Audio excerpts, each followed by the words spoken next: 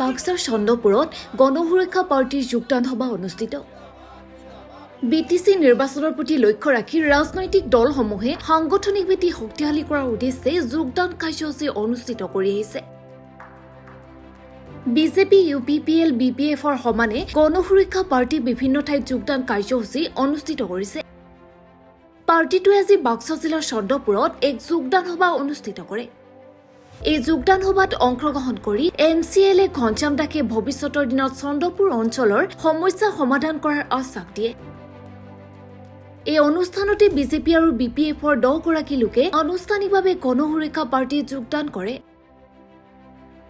আজিৰ এই সভা জিলাখনৰ সাধাৰণ সম্পাদক অনন্ত ডেকা, দলৰ দিহিৰা ব্লক সমিতিৰ সভাপতি চন্দ্ৰমোহন হালৈ, যুৱ মৰ্চাৰ সভাপতি নিতুল হালৈ, দিহিৰা ব্লক সমিতিৰ কাৰ্যকৰী সভাপতি জিতু বৰুৱা আদি উপস্থিত থাকে। ইয়াত এটা অনুষ্ঠান ৰখা হৈছিলে জইনিং প্ৰগ্ৰাম বুলি। ইয়াতে বিজেপি দলৰ বুথ কমিটিৰ পৰা আহি আমাৰ ছেক্ৰেটাৰী সহ মেম্বাৰ ইয়াত জইন কৰিলে। আচলতে জইন কৰাৰ কথা আছিল 200 সংখ্যক, কিন্তু আকস্মিক তেওঁলোকৰ মেডিকেল যাব লগা হোৱাত কিছুসংখ্যক নলবাৰীলৈ গ'ল। সেয়েহে যিখিনি আছে ইয়াত আজি আমি GSP দলত জইনিং কৰাই দিলোঁ। কিমান আজি বিজেপিৰ পৰা 4 জন, BPFৰ পৰা 6 জন, এনেকুৱা ধৰণে জইন হ'ল। নিশ্চয় এতিয়া বাতাবৰণত আপোনালোকে গমে পাইছে, এতিয়া GSPৰ ফালে ধাৱমান হৈছে, কাৰণ GSP অবিহনে ৰাইজৰ মুক্তি নাই। সেয়েহে GSP দলত আহি দলে দলে যোগদান কৰি আছে।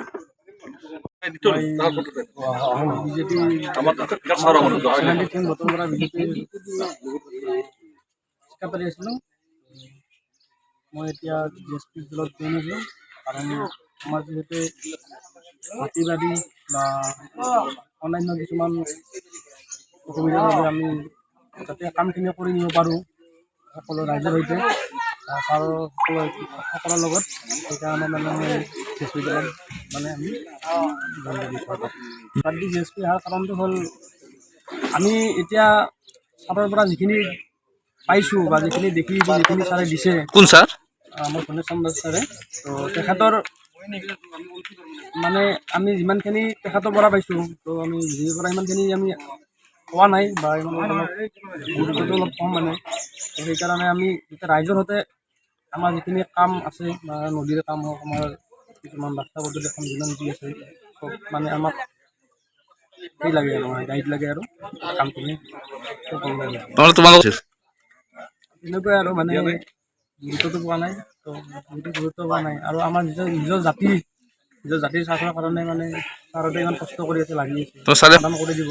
সেইকাৰণে আমি ছাৰৰ লগতে একগোট হৈ আমি কামবিলাক আগুৱাই নিম।